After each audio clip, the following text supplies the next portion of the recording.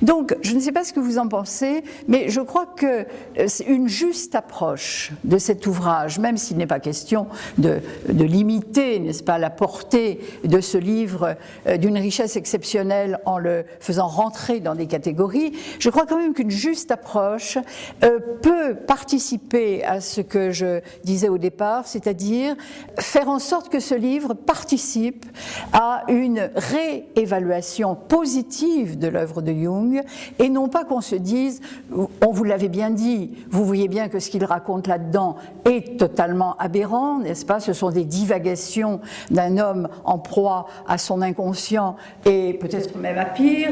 Et donc, c'est en ce sens que j'aimerais bien qu'on revienne un peu sur cette question du livre, en suscitant, s'il le faut, des associations. Est-ce que ce livre a un équivalent? À quoi pourrait-on le comparer? Un équivalent, clairement, je ne saurais pas répondre. En tout cas, sur le XXe siècle, certainement pas. Je ne crois pas. Alors, si ce n'est pas le XXe, quelques siècles antérieurs. Oui, bah, ça nous rappelle très clairement des traités alchimiques de l'époque médiévale ou jusqu'à même l'époque moderne. Tout à fait, oui. Oui, mais n'oubliez pas une chose quand même, c'est qu'à l'époque où Jung écrit, il n'a pas encore été mis véritablement en contact avec l'alchimie, ça ne se passera que vers 1928 à peu près, donc l'influence des codex alchimiques est plutôt postérieure.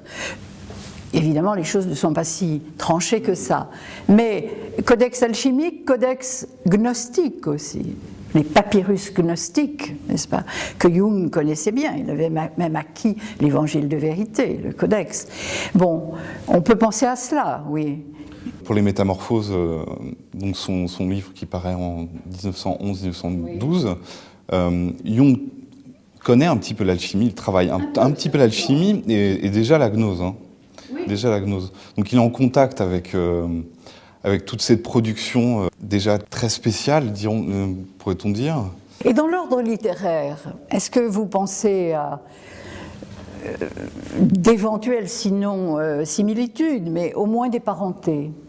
Et je m'adresse aussi bien aux uns qu'aux autres. Sur ce terrain, il y a vraiment, vous l'avez dit vous-même, c'est un livre qui part de Nietzsche.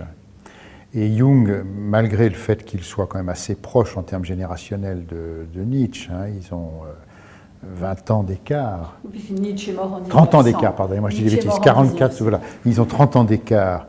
Mais en même temps, il était étudiant à Bâle. Donc à Bâle, la réputation de Nietzsche était tout à fait... Il a connu Burckhardt. Absolument. Et donc, il est dans l'esprit de dire, Nietzsche a dit des choses fondamentales, il faut partir de là.